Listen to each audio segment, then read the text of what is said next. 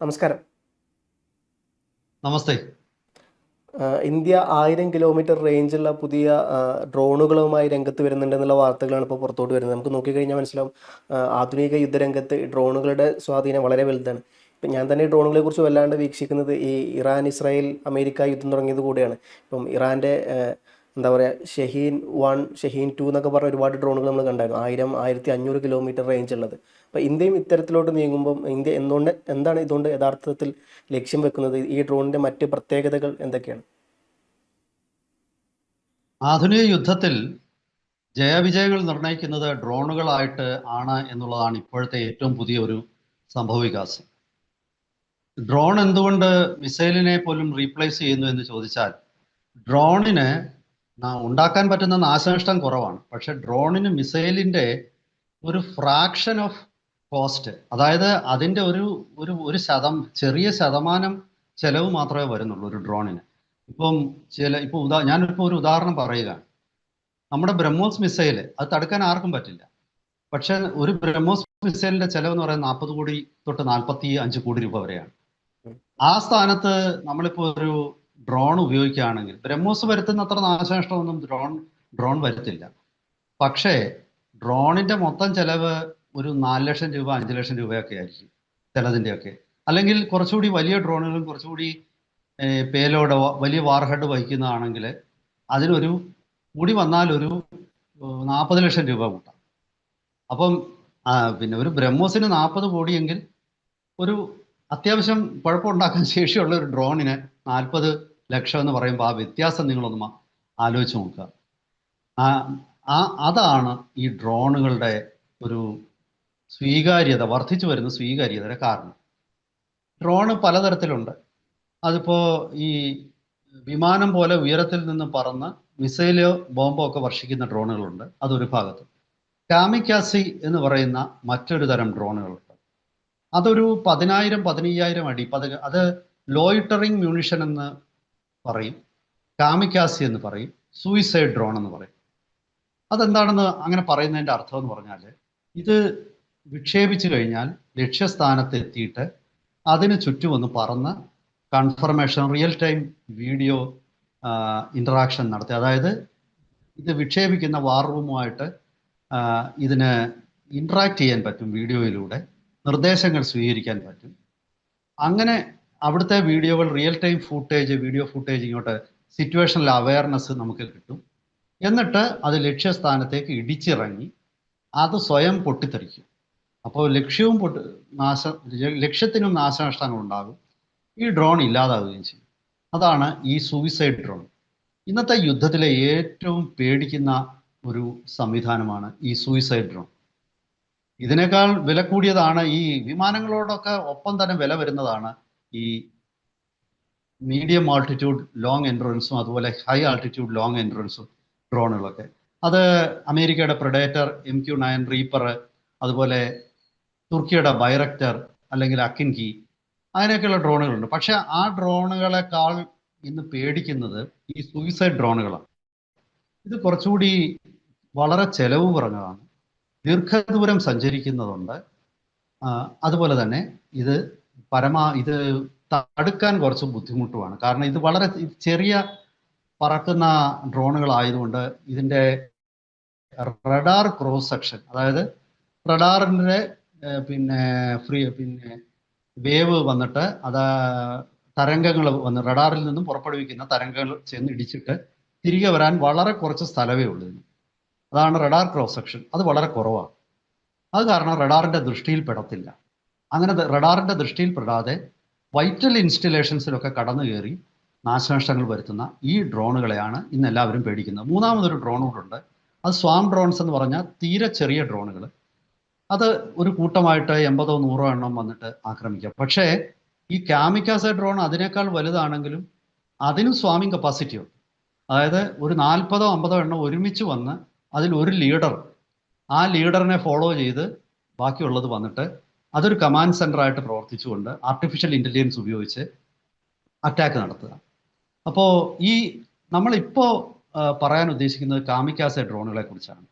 ഇതില് ഏറ്റവും പുതിയ ഒരു ട്രെൻഡ് എന്ന് പറയുന്നത്, 1000 കിലോമീറ്ററോ അതിനടുത്തോ അല്ലെങ്കിൽ അതിലധികമോ ഉള്ള റേഞ്ചുള്ള ദീർഘദൂര ഡ്രോണുകൾ. ഈ ദീർഘദൂര ഡ്രോണുകളാണ് ഇന്ന് ലോകം ഭയക്കുന്നത്. കാരണം ഇത് വിക്ഷേപിക്കുന്നത് വളരെ ദൂരെ നിന്നായിരിക്കും. അതുകൊണ്ട് ഇത് വിക്ഷേപണ കേന്ദ്രം തകർക്കാൻ അത്ര എളുപ്പമല്ല.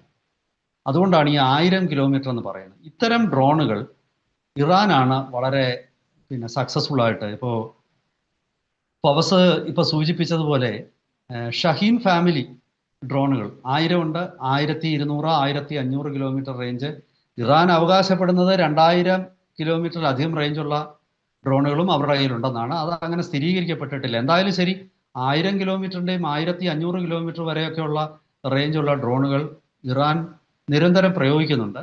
അതിൻ്റെ ഉപയോഗത്തെക്കുറിച്ചും അതിൻ്റെ സാധുതയെക്കുറിച്ചും അതിൻ്റെ കാര്യക്ഷമതയെക്കുറിച്ചും ഒന്നും ആർക്കും സംശയമില്ല. ആ ഡ്രോണുകൾ അതീവ നാശകാരിയായ ഡ്രോണുകളാണ്. ഈ കഴിഞ്ഞ ദിവസവും അമേരിക്കയുടെ 2 ഡിസ്ട്രോയറുകൾക്ക് നേരെ ഇറാൻ ഈ ഡ്രോൺ പ്രയോഗിച്ചു. തൽക്കാലം ആ ഡ്രോണ് നശിപ്പിക്കാൻ അമേരിക്കയുടെ ഡിസ്ട്രോയറുകളിലെ മിസൈൽ ആൻറ്റി ഡ്രോൺ പ്രതിരോധ സംവിധാനത്തിന് കഴിഞ്ഞു. പക്ഷേ ആ 2 ഡ്രോൺ ചെന്നതിനെ തുടർന്ന് പെട്ടെന്ന് തന്നെ ആ ഡിസ്ട്രോയറുകൾ ആ പ്രദേശത്തു നിന്ന് സ്ഥലം വിട്ടു. അതായത് അതിന് മനസ്സിലായി ഈ 2 എണ്ണത്തിനെ ഇപ്പോൾ കൈകാര്യം ചെയ്തു, ഇനി വരാൻ പോകുന്നത് ഒരു 15 എണ്ണമാണെങ്കിൽ കൈകാര്യം ചെയ്യാൻ ബുദ്ധിമുട്ടാണ്. അത് മനസ്സിലാക്കിയിട്ട് ഡിസ്ട്രോയറുകൾ പെട്ടെന്ന് ഇതിൻ്റെ ഒരു ദൂരപരിധിക്ക് പുറത്തേക്ക് പോകും. അപ്പോൾ അതുകൊണ്ട് തന്നെ അതിൻ്റെ ഒരു ഉപയോഗം നമുക്ക് മനസ്സിലാക്കാം. ഈ മേഖലയിൽ അതീവ ശ്ലാഘനീയമായ മുന്നേറ്റമാണ് ഇന്ത്യയുടെ സ്വകാര്യ കമ്പനികൾ നടത്തുന്നത്. അത് നമുക്ക് പറയാതിരിക്കാൻ നിർവാഹമില്ല. അതായത് ഒരു 4-5 കമ്പനികളെങ്കിലും ഇത്തരം ഡ്രോണുകൾ ഇപ്പോൾ ഇന്ത്യയിൽ നിർമ്മിച്ചു കഴിഞ്ഞിരിക്കുകയാണ്. ഇപ്പോൾ ഒരു ഉദാഹരണം ഞാൻ പറയാം.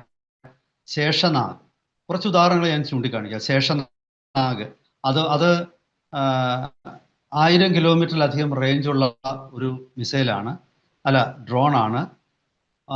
ലോ ഒബ്സർവബിൾ ആണ്. അതിന് സ്റ്റെൽത്ത് ക്വാളിറ്റീസ്, അതായത് റഡാറിൻ്റെ കണ്ണിൽ പെടാതിരിക്കാനുള്ള ക്വാളിറ്റി ഉണ്ട്. അതുപോലെ തന്നെ മറ്റൊരു ഡ്രോണും ഇപ്പോൾ നിർമ്മിച്ചിട്ടുണ്ട്. നാഷണൽ എയറോസ്പേസ് ലബോറട്ടറീസും പൂനെ അടിസ്ഥാനമായിട്ടുള്ള സോളർ ഇൻഡസ്ട്രീസും കൂടെ ചേർന്നിട്ട് 1000 കിലോമീറ്ററിൻ്റെ മറ്റൊരു ഡ്രോൺ നിർമ്മിച്ച് പരീക്ഷണം നടത്തി.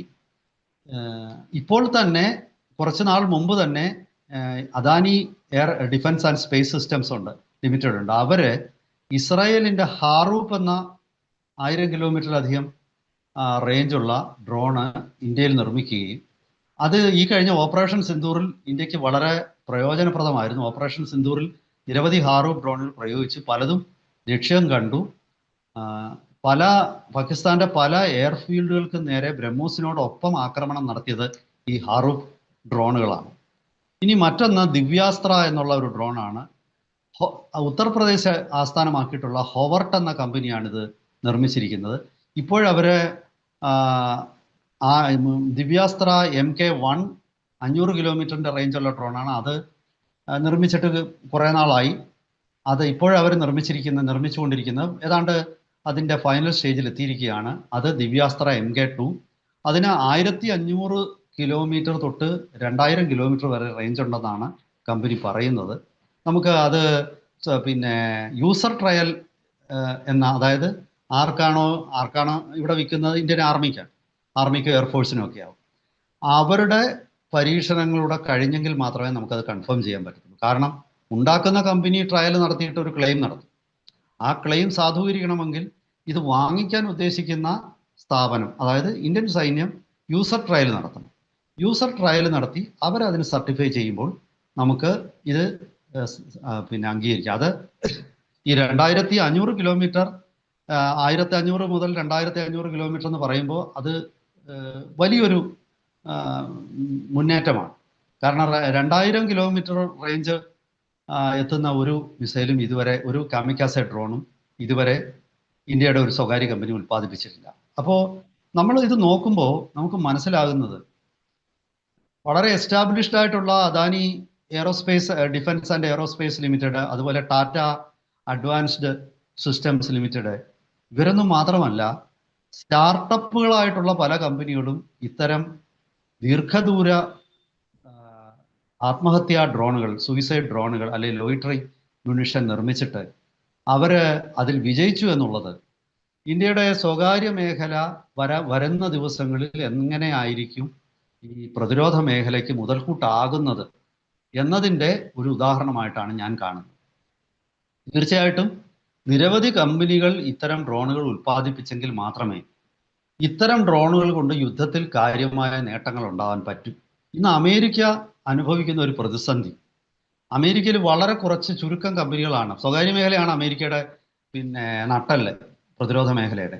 പക്ഷേ ദൗർഭാഗ്യവശാൽ അമേരിക്കയ്ക്ക് നമ്പർ ഓഫ് കമ്പനീസ് വളരെ കുറവാണ് ഇത്തരം കാര്യങ്ങളിലുള്ളത്. ഇത് കാരണം അവർക്ക് അമ്മ്യൂണിഷന്റെ ഷോർട്ടേജ് ഉണ്ടെന്നാണ് പറയുന്നത്. ഈ ഇറാൻ യുദ്ധത്തിൽ അമേരിക്ക അനുഭവിക്കുന്ന ഒരു ബുദ്ധിമുട്ട് അമ്മ്യൂണിഷന്റെ ഷോർട്ടേജാണ്. ഡ്രോണുകളുടെയൊക്കെ 40% തീർന്നു കഴിഞ്ഞെന്നാണ് പറയുന്നത്. പക്ഷെ ഇറാനെ സംബന്ധിച്ച് അതല്ല. ഇറാന് 100 കണക്കിന് ഇത്തരം നിർമ്മാണം നടത്തുന്ന സ്ഥലങ്ങളുണ്ട്. അത് പലതും ഈ പറയുന്ന സ്വകാര്യ മേഖലയിൽ തന്നെയാണ്. IRGC ആണ്, അതായത് ഇസ്ലാമിക് റവല്യൂഷണറി ഗാർഡ് കോർ ആണ് ഇതിൻ്റെയൊക്കെ മേൽനോട്ടം വഹിക്കുന്നത്. അങ്ങനെയുള്ള സ്ഥലങ്ങളിൽ അവർ ഡ്രോൺ ഉണ്ടാക്കുകയും അത് ശേഖരിക്കുകയും ചെയ്യാം. ഇപ്പോൾ അമേരിക്ക ലക്ഷ്യമിടുന്നത് ഒരു വർഷം 2 ലക്ഷം ഡ്രോണുകൾ നിർമ്മിക്കാനുള്ള കപ്പാസിറ്റി കൈവരിക്കുക എന്നുള്ളതാണ്. അപ്പം അങ്ങനെ ഒരു വലിയ രീതിയിൽ ആ കപ്പാസിറ്റി കൈവരിച്ചെങ്കിൽ മാത്രമേ ഇതുപോലുള്ള നീണ്ടു നിൽക്കുന്ന യുദ്ധങ്ങളിൽ ഇങ്ങനെ ഈ ഡ്രോൺ ഉപയോഗിച്ച് നമുക്ക് നിർണായകമായ വിജയങ്ങൾ നേടാൻ പറ്റും. കാരണം ഡ്രോണിൻ്റെ ഒരു പരിമിതി കൂടെ ഞാൻ പറയാം. ഡ്രോണുകൾ പലപ്പോഴും ഈ 1000 കിലോമീറ്ററോ 1500 കിലോമീറ്ററോ റേഞ്ചുള്ള ഡ്രോണുകൾ വഹിക്കുന്ന വാർഹെഡിൻ്റെ ഭാരം 25 കിലോയോ 50 കിലോയോ ഒക്കെയാണ്. അതൊരു പരിമിതിയാണ്. അതായത് അതിനുണ്ടാക്കാൻ പറ്റുന്ന സ്ഫോടക ശേഷി വളരെ കുറവാണ്. പക്ഷെ അതേസമയം തന്നെ ഈ സ്റ്റെൽത്ത് ക്വാളിറ്റി, അതായത് റഡാറിൻ്റെ കണ്ണിൽ പെടാതിരിക്കാനുള്ള ഒരു കഴിവും അതുപോലെ തന്നെ ചിലവ് കുറവും ഉള്ള ഈ ഡ്രോണുകൾക്ക് ലക്ഷ്യസ്ഥാനത്ത് എത്തിച്ചേരാനുള്ള സാധ്യത വളരെ കൂടുതലാണ്. അങ്ങനെയുള്ള ഒരു സാധ്യതയും മേൽക്കൈയും ഉള്ളപ്പോൾ തന്നെ ഇതിന് ഉണ്ടാക്കാവുന്ന നാശനഷ്ടത്തിന് ഒരു പരിധിയുണ്ട്. ഒരു മിസൈലിൻ്റെ വാർഹെഡ് 1 ടണ്ണൊക്കെയാണ് പലപ്പോഴും, 1 ടണ്ണും അതിന് മുകളിലുമാണ്. എന്തായാലും 1/2 ടണ്ണിൽ കുറഞ്ഞ വാർഹെഡ് വഹിക്കുന്ന മിസൈലുകൾ ഇല്ല എന്ന് തന്നെ പറയാം. അപ്പം 1000 കിലോയുടെ ഒരു വാർഹെഡ് വഹിക്കുന്ന ഒരു മിസൈൽ ഉണ്ടാക്കുന്ന നാശവും 25 കിലോയുടെ വാർഹെഡ് ഉള്ള സ്ഫോടക വസ്തുക്കളുള്ള ഒരു ഡ്രോൺ ഉണ്ടാക്കുന്ന നാശനഷ്ടവും തമ്മിൽ താരതമ്യപ്പെടുത്തുമ്പോൾ മിസൈലാണ് കുറച്ചുകൂടെ നാശനഷ്ടം ഉണ്ടാക്കുന്നത്. പക്ഷേ ഒരു മിസൈൽ അയക്കുന്നിടത്ത് വേണമെങ്കിൽ നമുക്ക് 100 ഡ്രോൺ അയക്കാം.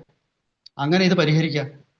25 കിലോ വഹിച്ചുകൊണ്ട് 100 എണ്ണം ചെന്നാൽ 25 ഗുണം 100 2500, 2.5 ടൺ സ്ഫോടക വസ്തു അടച്ചു.